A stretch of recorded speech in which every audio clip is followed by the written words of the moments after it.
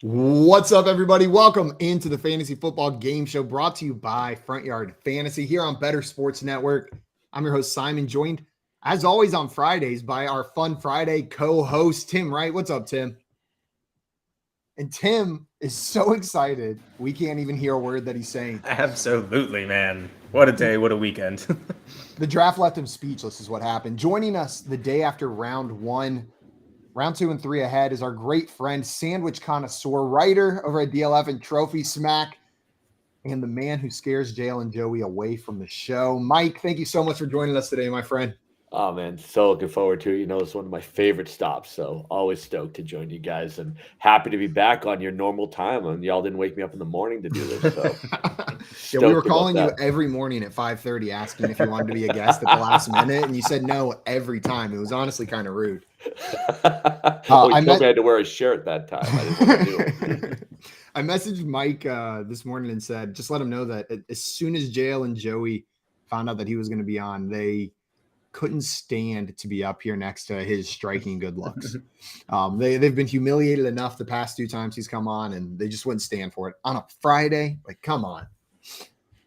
We got Joey in the chat, said the real tears of today are being shed because Joey isn't here. Poop. Meant to send this from my burner. Oh, well. Have a great show. What's up, Joey? Welcome in, my friend.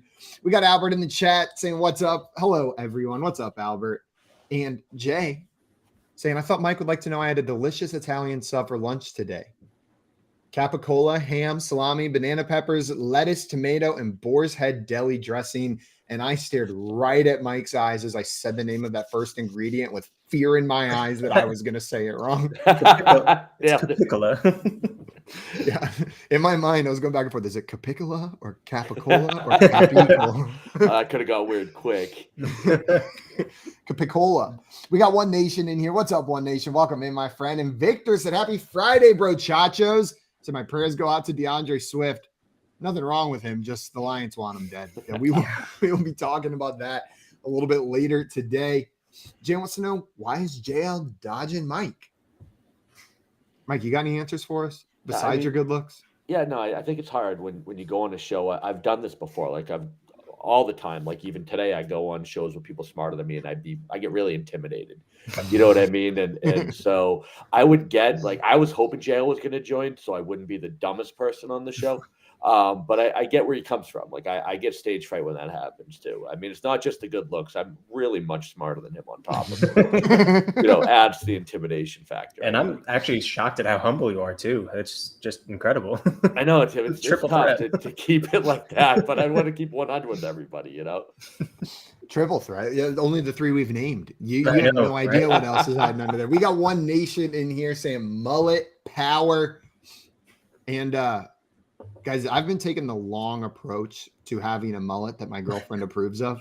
It's been a long game because when I brought up the idea from like my military cut, she said, no way, absolutely not. Never, we would break up. But then I slowly started growing the hair out. Now she likes the long hair. She prefers the long hair. I start slicking it back with a hat on, right? Like this could be a mullet under here. You have no idea. She prefers it like this. She likes the ponytail, which is as gross as it gets. I think we are inches away from her not just approving, but asking for me to have a mullet. And then it's not my idea. Then I'm in the clear, baby.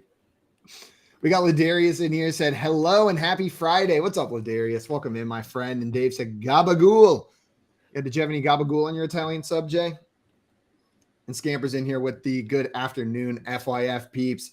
Scott Fish in here wants to know, where is Joey? Yeah, we couldn't get his peanut into him on time, and his lawyer contacted us and said he wouldn't work until that was resolved. So, Scott, you really only have yourself to blame for this. You only have yourself to blame for this.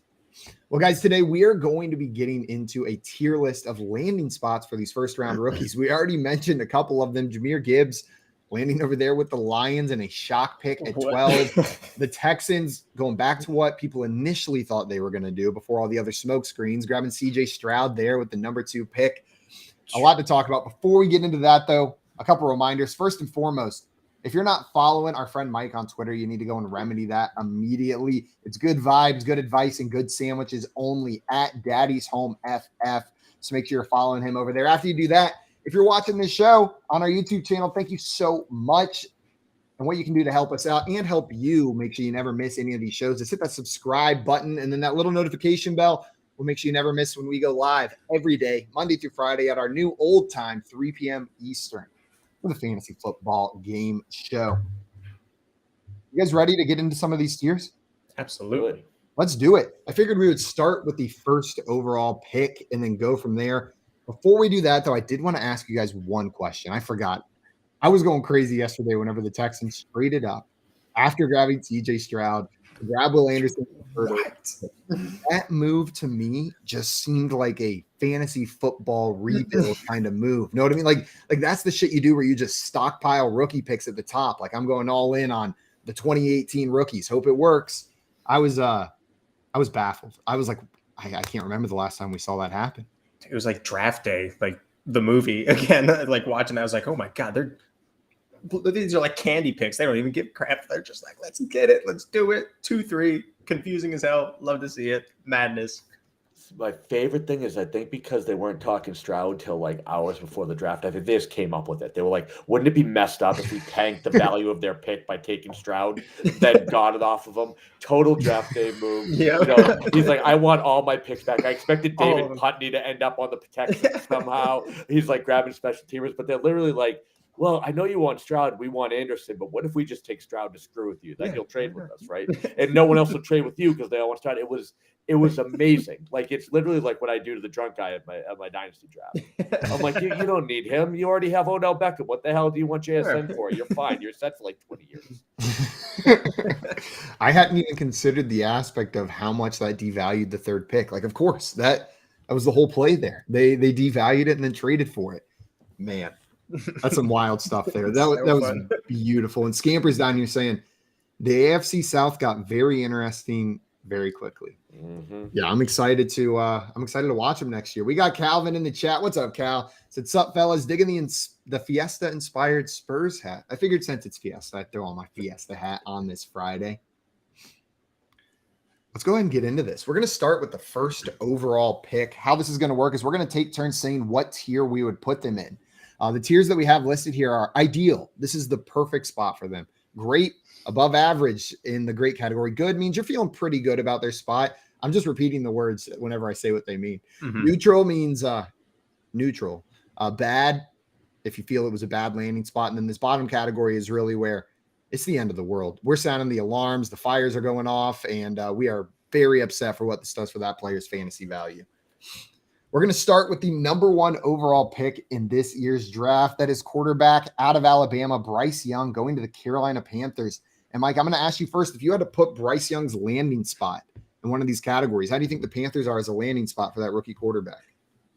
I have it at great. And the reason why I have it at great is being with Frank Reich, I think is a great spot for him. The reason why we don't hit ideal is they had to trade DJ Moore to get the pick, and now you're missing weapons on the team. So I think it's great when you're talking dynasty. I certainly don't think it's going to be a good spot for him in this particular first year. But overall, I think Frank Reich getting the rookie that he wants, building him up, I think you're going to see them really invest around him. So I think ultimately it's going to turn out to be a great landing spot for Bryce Young. Well, you pissed Tim off with that. Just throwing He's stuff. Just throwing right shit out of the around gate, while you're talking. throwing stuff. But Mike going with great for Bryce Young landing there in Carolina. Tim, what do you think? Are you agreeing with Mike here? More optimistic, less optimistic? I mean, landing in the NFC South, I think, is just a pretty solid spot to be in general. I think they did a pretty solid job trying to work on their offensive line. So I would say good to great, and I'll go great because I like that color a little bit better. They have Adam Thielen now, so I mean maybe a little veteran presence can help out the rookie there on some route running and whatnot. But I think it's good enough for him. I think he's going to do well there. Yeah, if DJ Moore hadn't been traded in the package, to get this pick, it would be damn near ideal as far like especially when you take into account being picked first overall generally leads to horrible situations. You're usually going to a team that is multiple steps away from even giving you a competent chance at being okay. That being said, Adam Thielen plus Hayden Hurst does not make a DJ Moore for a quarterback coming in here. I'm going to go with great as well. I like the landing spot. I agree with you. Pretty unanimous. And that's, I feel like, kind of rare for a first overall pick. I feel like he's in a great landing spot. Yeah. Mike, which side do you land on whenever it comes to his height? Are you concerned that it's going to limit him in the NFL, or are you saying that his talent, his vision is going to overcome that height? No, I think he's going to be fine. I think realistically, when you look at players of his size, the cool part is if you have the offensive linemen stand up, the running becomes easier because they can't see him. So he'll pop out like a fucking magic show. Excuse me, I don't think I can swear here. But he'll pop out like a magic show, and you won't know what gap he's going to until he hits it, which is great. I've always wanted them to do that Rondell Moore over the years, and they haven't yet. But little dudes like running through people's legs, if you ever saw that on like Looney Tunes, it's unstoppable. Like that play cannot be stopped. So I expect a lot of running from him behind really tall offensive linemen.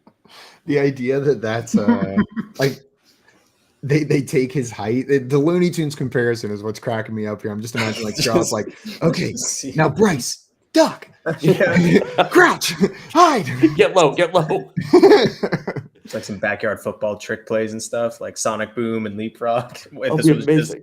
This is the future of the position.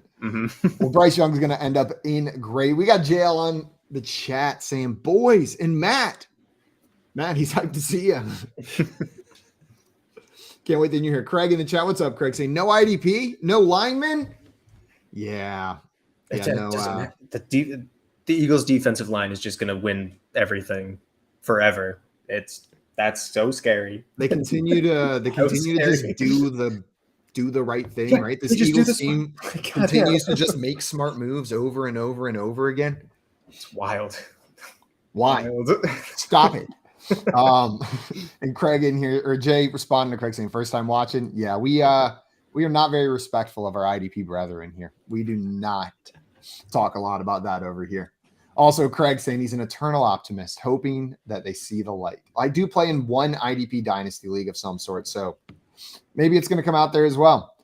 We got Coop in the chat saying this Mike guy belongs in a cage. Coop's always angry because I have to taunt him in every show he's in because he says dumb stuff out loud. And I like to call him on it because there's people on Reddit that all like massage his ego. But in reality, does he actually know tight ends? Or does he just say shit out loud for a position that no one cares about? I mean, I hadn't considered that. I think Coop is the drunk guy at the bar that you're doing the Texan style moves to. At least from what I heard from a live draft that you guys were at last year. Evan Ingram. Also, Coop said I have so much work to do, but I'm here doing the same thing. Glad to have you in here, Coop. What's up? Dave said not Reddit. You're punching them where it hurts. Tight ends and Reddit. It's like it's Coop's pride and joy. We're going to move on to our next player here. And of course, second player in the draft was Ohio State quarterback CJ Stroud going to the Houston Texans. Tim, we're going to start with you. How do you feel about this landing spot for CJ Stroud for fantasy? I don't know. I might just say end of the world just because it's fun. I think it's really neutral to bad. I mean, the Texans just need to get their stuff sorted, and I think they're a little bit far away from that. So I'll say end of the world because I don't think anybody here really is end of the world, and I need to say it at least once. End of the world for Stroud from Tim.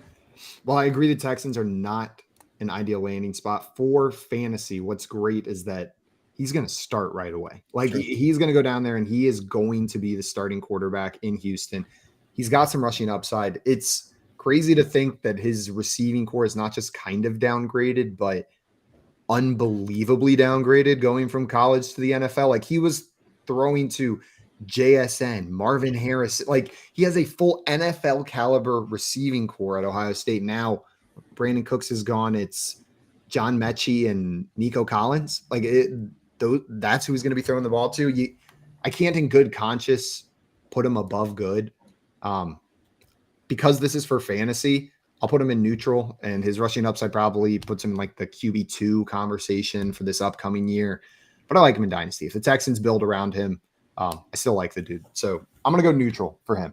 Could be worse, but this is your typical top of the draft QB landing spot. This is the team that has so many holes, and they're plugging it in with a quarterback. Mike, how do you feel here? We've got a neutral and we've got an end of the world. I'll just go right up the middle with bad. There's a lot to really dislike about this landing spot. You guys touched upon the weapons are gross. You have Casario out here about the guy who's playing in the Dynasty League and doesn't have to pay the year forward dues, so he's trading their 24 picks like they're candy. So when you say they're going to build around him, I guess the question is how and with what. Number one, who wants to go to Houston? It's not like they're a destination that people are all partying in Houston. The only time Houston ends up on the news is when there's a hurricane wiping people out. So, it's not a cool place to be. They have literally no prestige or history to go on. He's got a defensive minded coach. He has no weapons. And now they just traded away their 24 first and got him nothing in the draft to help him. So you could be looking at 2 years of Nico Collins and John Mechie or a similar type weapons. And Damian freaking Pierce catching 2 passes every 3 weeks. I mean, this is horrific. I'm actually talking myself into the end of the world. Yeah. I'm as bad as we go. I actually can't think of a worse place for him to go. I love the player. I wanted better for him. I wanted him to succeed. And I think he's going to be the best the Texans can do. And that's kind of like me and my girlfriend. She's the best I can do, and I'm hopeless. So I'm happy that she found me, and I'm happy that CJ Stroud will raise Houston up a little bit. But ultimately, they're good. They're hopeless. Well, CJ Stroud with 2 end of the worlds and 1 neutral, it is still going to land him in bad. But it is close. It is bad leaning end of the world whenever the average those. Yeah, I think the Texans are probably just not a good organization. I think there's fantasy upside that puts him in neutral just because he is good and he will start. But man, there's not much else besides that to look at as a positive for him. We got Tommy in the chat saying, ouch, Coop. He's got your number. Yeah, Mike's got Coop's freaking number clocked. One Nation Underground saying, I really want to see my guy Ritter succeed. We'll be talking about some pieces they added for him. Oh, yeah. very shortly. And Better Boss in here said, some fine-looking young men making up this rookie class. I'm ready to make some long-term relationships in dynasty leagues. Ooh. So I will say, this running back class, some handsome boys. They kept panning those men as they walked up on stage. As Bijan walked out there, I'm like, God, he's handsome. And then they cut to Jahmyr Gibbs, and I'm like, good God, he's handsome. Derrick Henry's watching. He's like, no one look this way. Just ducking his head to the side. Because now we've got these superstar running backs and they're allowed to look wildly attractive too. It's unfair. Why is Henry catching strays? Why'd you pick him as the ugly running back? Sorry, that was rude. I'd be scared that he'd still hear you somehow and come for you because who else can these Danny Woodhead looking MFers walking around. That's enough. We'll throw strays. I'm less scared of Danny Woodhead coming and finding me. Danny Woodhead could still beat you up. Really? 100%. Right? Okay, 100%. But he just wouldn't get here as quickly. That's true. It would take him a little bit longer to get to me. Well, guys, up next, we have another quarterback to talk about. There was rumors abound that maybe he would go first overall. Then rumors abound that he was going to drop entirely past quarterbacks like Will Levis. But Anthony Richardson ended up going 4th overall, the 3rd quarterback off the board to the Indianapolis Colts. I've got the first vote here, and I am so excited about this landing spot for Anthony Richardson. I'm trying not to get too hyped, but whenever I look at this, I see a team with a stud running back that they can rely on, right? I see a quarterback that is going to need something to depend on while he develops, right? He's got the tools. That was the thing, not to be full of draft cliches, but he was the boomer bust prospect of this draft. He was the high risk, high reward kind of guy. He was the work in progress, but he's got a coach there that took Jalen Hurts and made him into an MVP caliber quarterback, right? Someone that's in that conversation. I love Shane Steichen there. I like the weapons in the line around him. I guess the line's not that great, but I think this is a good spot for Anthony Richardson to develop. I'm going to go with great. I'm going to put this as great for Anthony Richardson. I think it could have been ideal if he landed with the Seahawks or the Lions and got to learn behind Jared Goff or Geno Smith. The Lions would have been freaking perfect with the line that they have there, but it's still a great landing spot for me. Mike, where are you putting this for Anthony Richardson? So I was gonna go ideal before the show, and then Pill Popping Ursay just tweeted out to see if they should take Will Levis in the No, he second did round. not. Yes, he did. So when Ursay gets in the mix and he's bored, it ultimately drops everything a tier. Like, you have to take that into account. That he might be sitting there with the button and just press it and giggling because he's doing some stuff today, enjoying his life, and I'm not judging, just pointing out. So yeah, that bring it down to great. I mean, Simon, you hit everything, and I actually think their line will be better this year. I hate it for Jonathan Taylor, but for everybody else in the world, I love it. So. And unfortunately for Jonathan Taylor, like, it's a plus for Anthony Richardson, but it is a negative for him. Correct. Like, it's a pro for him over there. I'm looking at this tweet now. I did not. It's from Jim Irsay's real account. It says, Colts fans, would you take Will Levis at number 2 if you're on the board for Colts in 4 hours from now, and go Montana Young for franchise? One of the top responses straight up hammered before 5 p.m. on a Friday. My man, Captain Jim, knows how to start a weekend up right. Oh, amazing. Incredible.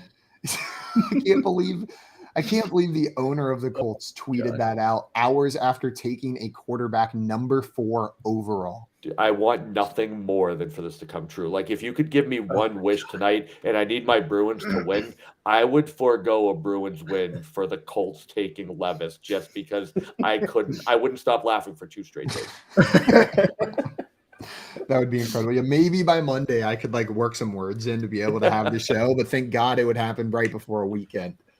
Jane here said Irsay wants to go with a 2 QB system. We'll see. That would be, what if he, God, man, Mike, I'm with you. I'll forgo whatever my next wish is. I surrender it in order for this one, because I don't have one right now, but I surrender the next one for this. Will Levis to the Colts. So you put him in great. Yeah, great. So we had 2 greats, and Tim, where did you put him? Oh, you haven't gone yet. I haven't gone yet. Yeah, no, I'm just trying to see what they're gonna do with this next pick.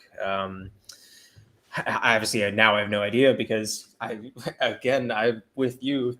All wishes should go towards that scenario.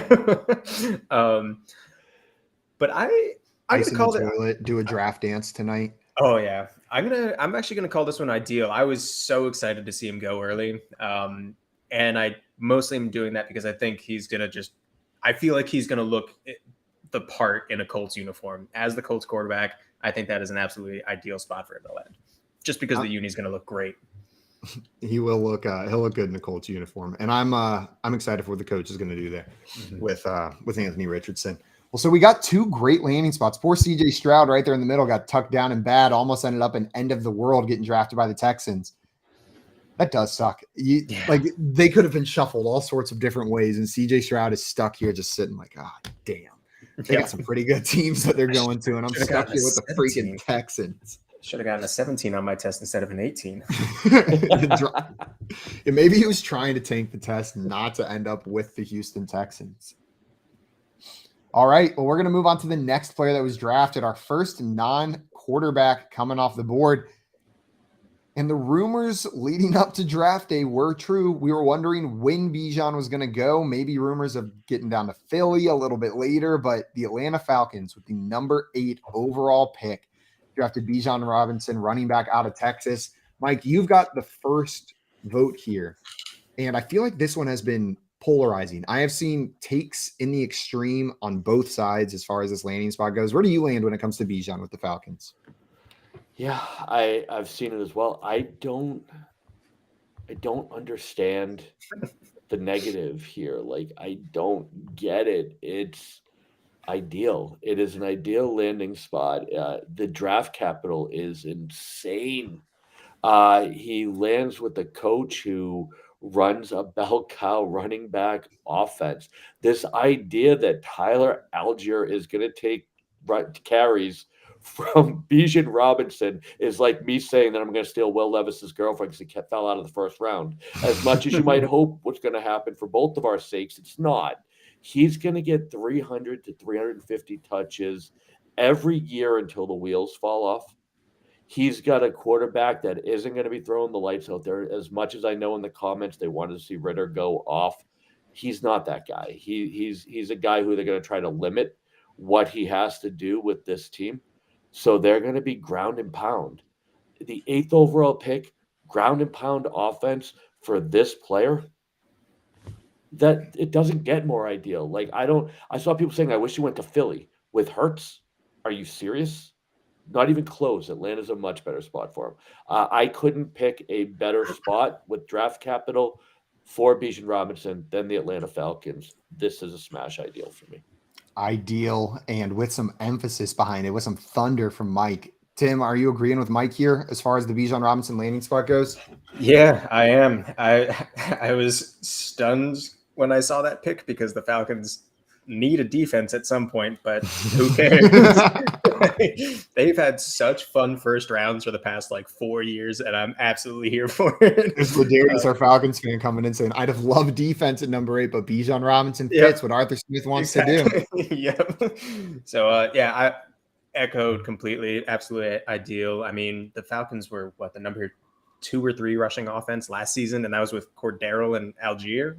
And now you have, the stud of studs coming to your team. Get out of town. That's absolutely ideal. And I get to see it was on one TV in the bar I was at, and I was going crazy, and one table next to me was going crazy, but nobody else was paying attention. I was like, guys, this is your Falcons. You in Atlanta. You just did the thing right there. You did it.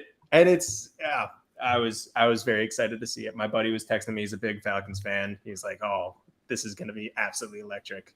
They're just building the all hype squad there in Atlanta. This year drafting Bijan Robinson, last year first wide receiver off the board, Drake London. They draft Kyle Pitts, first tight end off the this is just, there is so much belief in the players on this Atlanta Falcons team that if it does not work, God, they could become the ultimate villain of the fantasy football community if Kyle Pitts, Drake London, and Bijan Robinson don't turn into the superstars that everyone expects them to be. Meanwhile, Grady Jarrett is just sitting on the line being one of the best defensive tackles in history. And he's like, God damn it, guys. Is anybody else going to show up today? Who is this guy next to me?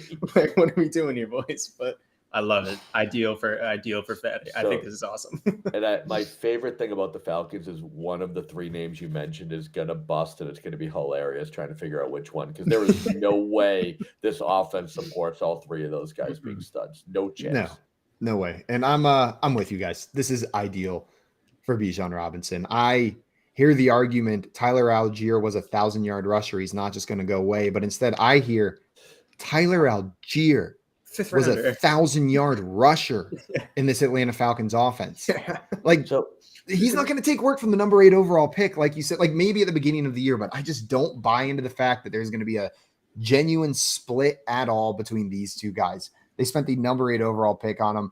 And Mike, to your point, Tim, you talked about their offense as well. They rushed the ball almost 600 times last year. I think it was 560 times. Even if Algier gets 150 carries, there's enough for Bijan Robinson to have a full workload.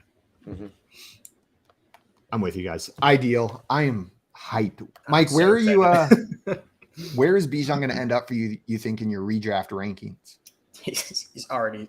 So he's probably going to be the running back 2, and for skill position players. So let's take Superflex out of it just for conversation's sake. Probably 5 overall at this point.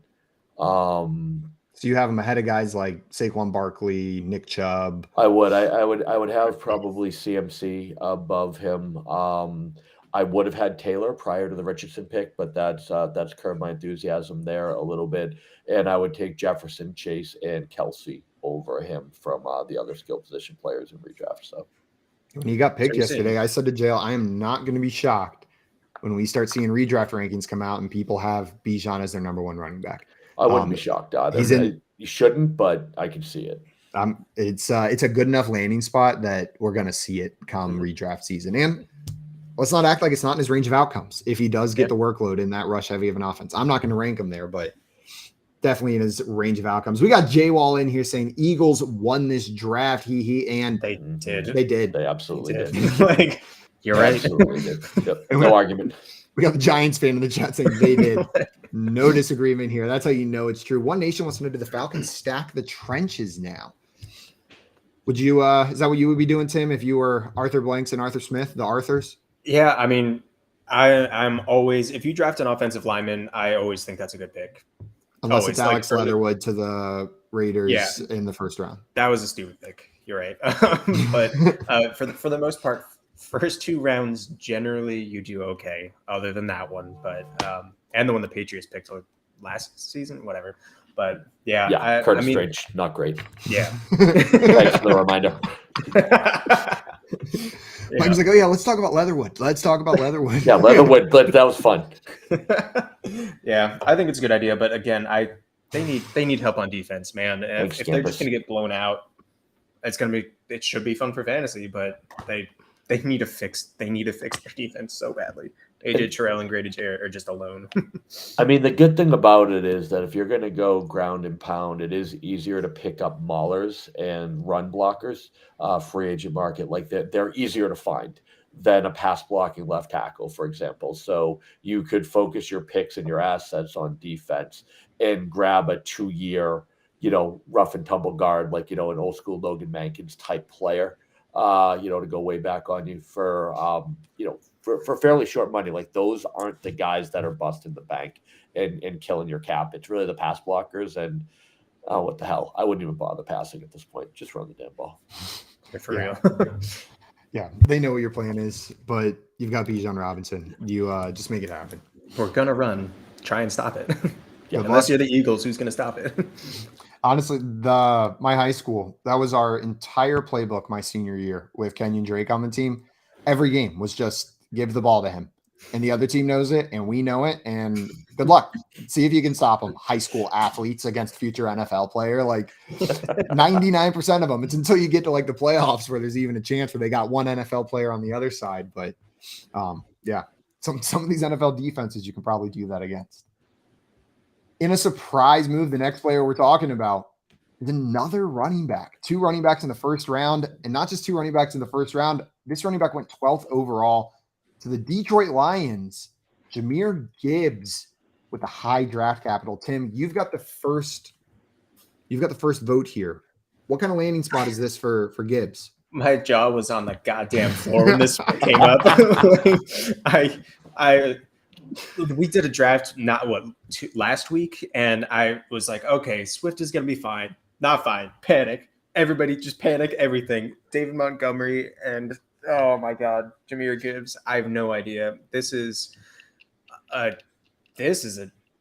dumb yet fun pick. I think he's an incredibly talented back, but this offense should pick up where it left off. The NFC North is kind of a dumpster fire right now. So as soon as they move Swift, I think this might wind up being a pretty good to great landing spot for him. He's going to have a high-powered offense. He's going to score a lot. And if he's competing with David Montgomery, I think that's a fine RB2 that I would absolutely take. So as soon as they get rid of Swift, because we know that's going to happen, as soon as he goes, then I would say it's great. So I guess I'll say good. Good. My instant reaction was, what the hell are they doing? Like, just like what is the Lions plan here? They have David Montgomery and DeAndre Swift on the roster, but I think you're right. This signals DeAndre Swift is gone. Like there just isn't any world where he's not, I feel like, after spending this kind of draft capital on Jahmyr Gibbs. You don't spend the 12th overall pick to have him play third fiddle in your offense. Man. After DeAndre Swift leaves, though, it comes down to, like, is this a good landing spot?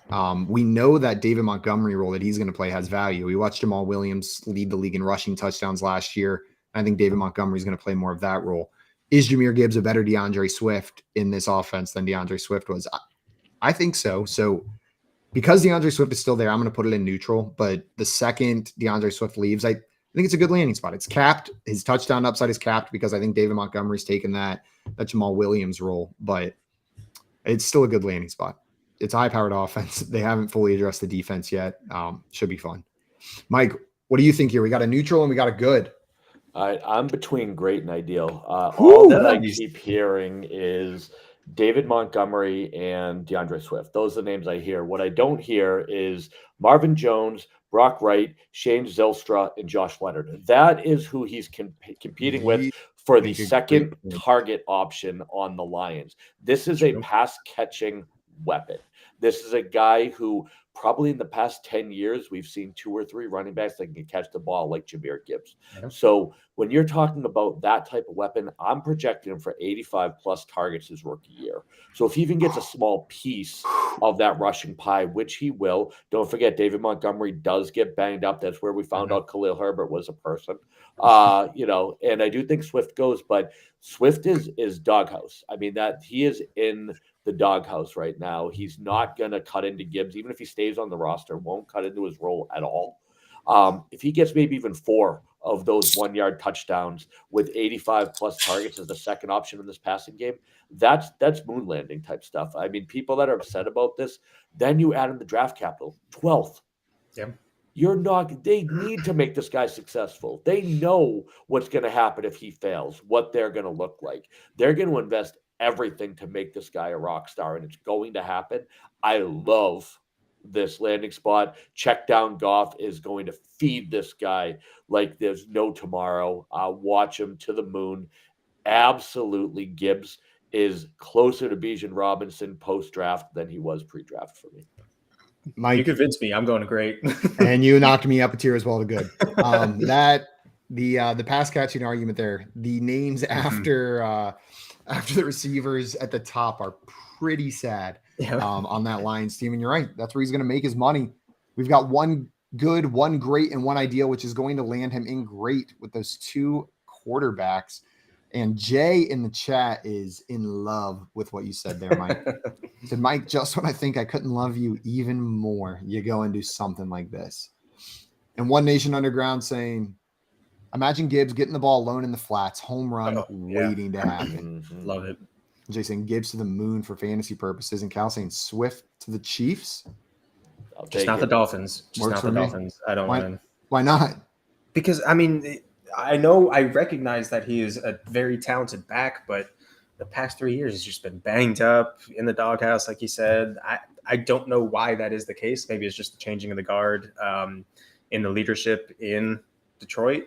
It lasted the old regime of that draft class, but I would rather stay hands off of that. I'd take Cook over Swift if we get the option. I also would take Dalvin Cook over DeAndre Swift as a running back for my team. I agree with you there. Also, Callan here saying, anyone else see on Twitter Antonio Brown? Is that real? Did you guys see it? Yeah. He tweeted out coming back to the NFL, Ravens flock, let's go, or something like that. Yeah, it's not happening. That's not real. It can't be. I saw it. Like, a buddy texted me. I was like, what is this? Is insane. I just picture like Rashad Bateman and DeAndre Swift having beers right now and just crying and hugging each other. That's where my brain goes instantly. Yep. Suddenly they go into the Google Meet and change their attendance to the weekly position meetings to maybe. You just you see the attendance all switch to question marks. All right, well, guys, that is it for the running backs from this first round. But we got our first wide receiver who came off the board. JSN, Jackson Smith and Jigba, wide receiver from Ohio State, ending up with the Seattle Seahawks.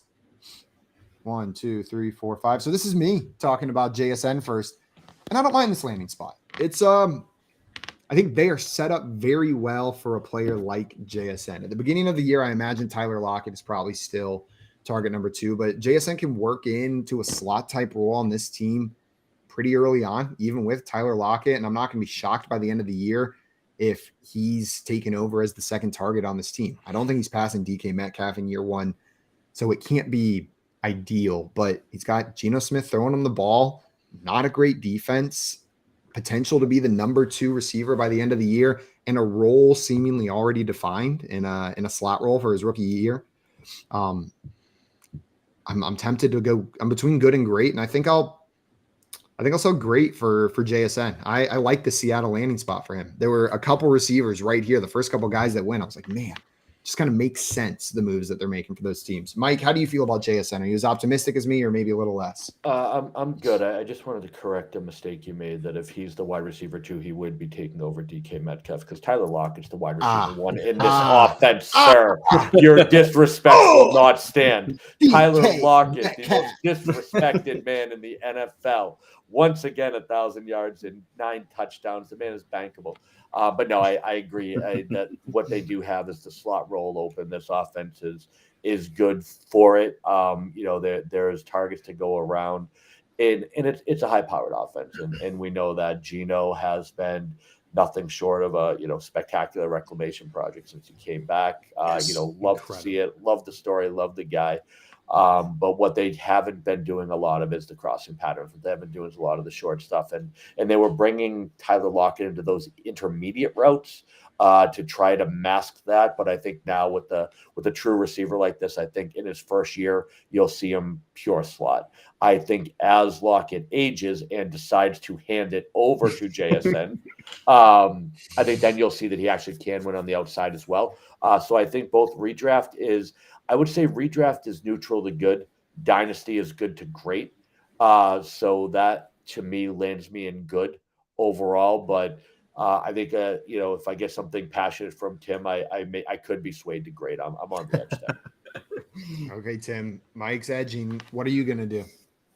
I was going to say great. Honestly, I mean, I think the way they've set this up, they got a receiver who another stud receiver said is a better receiver than that stud receiver. I think he's got an incredible amount of talent. I love Geno. The dude's the man. 3-year deal makes me think that they might be looking for their dynasty QB coming in the next couple of years. So he's going to be learning the NFL. Then he gets a nice little rookie quarterback who's going to be learning under Geno, who's then going to be throwing to him for another couple of years. So thinking from a dynasty perspective, I think it's an absolutely great landing spot. It's a really, really fun wide receiver room. I think this offense is going to tear through the Cardinals twice a year, and it's going to be so much fun to watch. Well, that's going to land JSN in the great category down there. And One Nation Underground saying Geno's got to love this. So this wide receiver group now rivals Cincinnati's. They're building something cool out there. We'll see how JSN pans out, but it's looking like one of the top groups in the country. Chef in here. What's up, the Chef 93? Thank you so much for the super chat. They have a trade for us they wanted us to talk about. Superflex Dynasty, Russell Wilson, or the 106 and the 107. I'm guessing this is in your upcoming rookie draft. Mike, what would you be doing here? Do you want Russell Wilson or the 106 and the 107?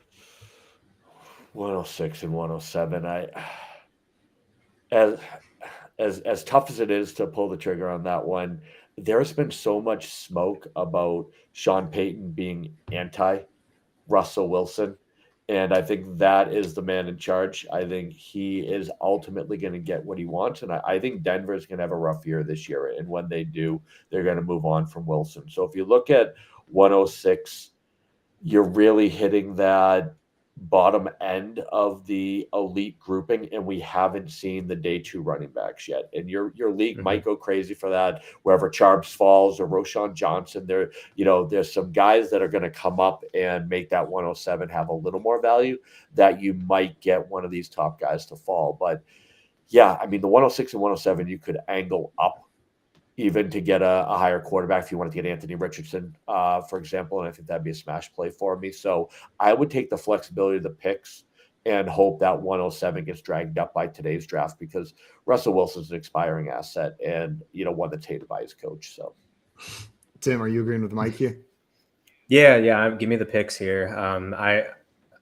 If Russell Wilson has had a fantastic, fun career, I like him as a solid win now option, but no, give me these picks. I mean, you saw 6 people on the board right here. I would love to have any of them. And if it's a not too smart dynasty league that they're in, they might pivot for some of these position players before some of these other quarterbacks. So I take it. I take the gamble on the 106 and 107, especially if I could get you have Quentin Johnston, Zay Flowers down there still, and that's a good spot to be. I like it. I'll take the picks as well. Mike, you hit on the point I wanted to hit on, the flexibility of it. as you go into the rookie draft, having that maneuverability is really awesome because people get antsy during the draft, man. And if you've got a couple picks down there, the magic you can pull over on a league mate, I don't know, like me on rookie draft day is pretty great because I get in it when the draft's going on and I start overthinking it. And I'm like, oh, I got to trade up to get this guy. Oh, I got to trade back. And you're going to win that trade 100% of the time because I'm thinking emotionally and I'm reacting to what's going on in the moment instead of following my plan. And there's 3 or 4 of me in every rookie draft. Absolutely. So make sure having that ammunition is beautiful going in there. Chill had a question for us. Wanted to know what's the trade value of a 103 to a 102 trade up? Is it worth it? So like Mike, if you were trying to trade up from the 103 to 102 in a super flex dynasty, what would you be willing to tack onto that?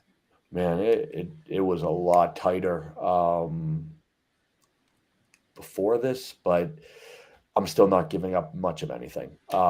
It's really when you get to 104 that things drop off for me with CJ Stroud now in Houston, and you start debating if the position players are worth it. But you're still talking Young or Richardson. I'm not giving up much value, to be honest. Not super flex. Not super flex. It's worth almost nothing. For not super flex, the drop is absolutely 103. So you're talking Bijan Robinson, Jahmyr Gibbs, and JSN. Bijan's tier 1, Gibbs and JSN are tier 2, depending on how your league plays, what your scoring settings are. So I wouldn't be giving up anything. Honestly, those guys are literally going to be back to back in my overall rankings. So not worth it. If you can get it for a third, just because you're really vibing a guy, cool. But if it's something you actually have value attached, seconds this year are going to be some value. It's a deep draft. I wouldn't move it for anything more than a 3rd round pick. It's just not a big value jump. And if you want JSN, you might get JSN at 103. Might get him just sitting there because of the Jahmyr Gibbs hype. So I think knowing that you could get him anyways at 103 and having Jahmyr Gibbs as your backup plan is your consolation. You're solid. Yeah, easy. You got a pretty good setup there, Chill. Well, guys, we're moving on to our next player to talk about here. And this is another wide receiver going at pick number 21 in a little wide receiver run. This was like a freaking fantasy draft, man. The whole thing was like a fantasy draft. Fun. We had a wide receiver run. The second one in this run was Quentin Johnston going to the Los Angeles Chargers, wide receiver out of TCU. The big guy, the big wide receiver in this one. Mike, I believe you're up first on this one. What did you think of this landing spot for Quentin Johnston? Neutral.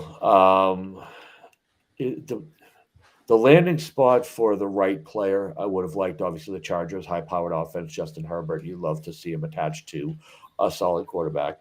The attachment to Mike Williams is gross. It's two players I just don't love. I do think Eckler stays, so I still think you're fighting for targets with the running back position. You still have Keenan Allen, who is the alpha there. It's a weird match. And even when Keenan Allen moves on, which like we talked about as being such a benefit for JSN when Lockett moves on, it's still Mike Williams and Quentin Johnston. If nothing else, it makes me sad for Herbert and how inconsistent his wide receiver core is going to become for a quarterback that does have some accuracy struggles at times. So this, to me, I think people wanted to hype it. I think they wanted to feel good about it. If you look at it objectively, it's neutral at best. Neutral from Mike. Tim, what are you doing for Quentin Johnston? I'll give it a good. Just because he got a good uniform, that maybe draws it up. But I mean, echo a lot of those points. It's going to be a little bit of a carousel coming up soon. But if he's got the opportunity to learn from somebody like Keenan Allen, again, I think that's a pretty good news for him. So I'll say good. I understand that. And it was almost the inverse Jahmyr Gibbs reaction, where my initial reaction was like immediate excitement because something about this makes sense. And probably what makes sense about it is we've seen Mike Williams, a similar style of player, find success in this offense with Justin Herbert. But then that second thought immediately comes to, well, don't they still have him? I know they've got outs for Mike Williams, I believe, after this season. It's not guaranteed, but they can move on. So maybe this is a future move for them. Let's bring him in, have him learn. He was considered like one of the more non-pro ready prospects. If I remember correctly, he had some things he needed to work on. But for the time being, he's a worse Mike Williams in an offense that isn't needing that. So, Mike, I'm agreeing with you. I'm going to put him in neutral as well. And that's 2 neutrals and a good. I still love the player. And if he can develop behind that, in Dynasty, this is probably more of a good with potential for great with Herbert throwing him the ball. But it's got to just end up in that category now. Quentin Johnston ended up in neutral with 2 neutrals and 1 good. Scamper said, I hated this pick by the Chargers. That's fair. It's an angry cat. Well, they probably panicked once JSN left. They're like, oh, crap, we got to grab somebody, don't we? Yep. I think they all panicked because very next, we saw the Baltimore Ravens take wide receiver Zay Flowers out of Boston College. Tim, what did you think about this pick by the Ravens? I mean, I don't know if this is the right answer. Or I guess, what do you think about the landing spot for Zay Flowers, which is different than what do you think about this pick for the Ravens? I think this is a pretty ideal spot for it. Let's go, baby. I want the Ravens to absolutely toss the ball down the field all the time this season. They're going to have a really interesting core of receivers, and Lamar's back, baby. I think there's going to be the most clarity that they've had in a while. So I'm calling this one ideal. I don't think it's the right answer, but I love Zay Flowers. I think Twitter loves Zay Flowers. Give me ideal for this one. Tim, I was happy to see this. With the hype tier. Yeah. I'm a lot less optimistic for Zay Flowers in this landing spot because I look at this team, and to start the year, he's at best 3rd, and that's if he beats out Odell Beckham behind Mark Andrews and Rashad Bateman. Like I believe he's going to start behind them. I think he probably starts behind Odell Beckham Jr. in targets as well, and I think he may start behind Devin Duvernay as well on that depth chart whenever it comes to targets. Like Duvernay wasn't a nothing factor for this team. He's got some work to do to even earn targets. And I know Todd Monken's coming in and is going to make this more of a pass offense, but they still, I don't believe they're going to completely abandon or shift that identity so fully in 1 year. They'll probably still be a run first team. I think they are. Flip the switch, baby. I'll go neutral because I like the player and I like the offense. But I think he's buried to start the year, and it's going to be tough for fantasy, especially in redraft. I'll go neutral, though, right in that middle. Tim's got ideal. I've got neutral. Mike, where are you putting Zay Flowers on the Ravens? I love this because I'm going into the world. This is horrific. This is so gross. It's legitimately like if I could find a spot to put Zay Flowers to make him successful, and I ranked like all 32 teams, Baltimore may have come in last. You're talking about an undersized receiver, an inaccurate quarterback, an overcrowded receiver room, a stud tight end, and a high-powered rushing offense. What the heck could you like about that for a wide receiver? I mean, it's legitimately like if you liked Rashad Bateman, we get to do it again. Only name him Zay Flowers. Are you enjoying that? Because I am not. I went all in on Bateman. So maybe I have scars here. Maybe I'm bringing my own personal things into it, but I'm still hurt. I'm not letting them hurt me again. So I am out on Zay Flowers. Get them the hell away from my team. End of the world, just terrible win. You have a Greg Roman shaped hole in your heart where Rashad Bateman's fantasy success was supposed to live. Well, that's going to put him in neutral because our votes were a little all over the board. We had 1 neutral, 1 end of the world, and 1 ideal. So that's going to land him in neutral. We got Bayou Bengal Football Network in the chat. Fantasy Network, what's up? Welcome in, my friend. Glad to have you here. And they're saying hit that like button, y'all. I appreciate that. Bayou Bengal. And One Nation saying Bengals still aren't scared of the Ratbirds. It's a weird division. That division is odd. I'm excited for the NFL season this next year. I think we got time to talk about one more player real quick in here. The last wide receiver of this run, Jordan Addison out of USC, landing with the Vikings. Mike, we'll start with you. What do you think about this landing spot for Jordan Addison? Is there a tier ahead of ideal? I would put him in that. Man, this is perfect. This is perfect. Jordan Addison is not the star. He's the Robin to Jefferson's Batman. That was where he was going to thrive. This feels so akin to the Devonta Smith, AJ Brown setup, only realistically with more targets to go around. So this is someone I want to elevate all the way through the roof. When you take out Superflex, this is now your number 4. The 104 and 1 quarterback leagues with a bullet. There's nobody close to this man anymore. So yeah, God tier, elevate that man, put some wings and a halo on him. I love this landing spot. This is absolutely perfect for Jordan Addison as second fiddle to the greatest receiver in the NFL. He's going to go off in that role, and I literally squealed when this pick came. Someone who was 104, like I was giddy in my 1 quarterback league. I have 2, 3, and 4, not to brag, but whatever. And didn't earn any of them. The Texan strategy. Yeah, so I went all Texans, but this is to me it's perfect. Absolutely perfect. Jordan Addison is a match made in heaven with the Vikings. Mike putting it above ideal in God tier. Tim, where are you putting this for Jordan Addison? I mean, I love all the arguments it laid out. How long is Kirk supposed to stay with the Vikings? Do we know? They're trading him like tomorrow or next week or in 5 years, one or the other. Okay, yeah, all right. I think he has 1 more year locked in on the contract at this point. So just for that reason, where I think redraft is going to be a lot of fun with this guy, but I can't put him in God tier. Ideal does sound good. Ideal. Let's go ideal. And I'm riding the hype. I'm with you, Twitter. I'm with the crazy hype trains. Jordan Addison, God tier.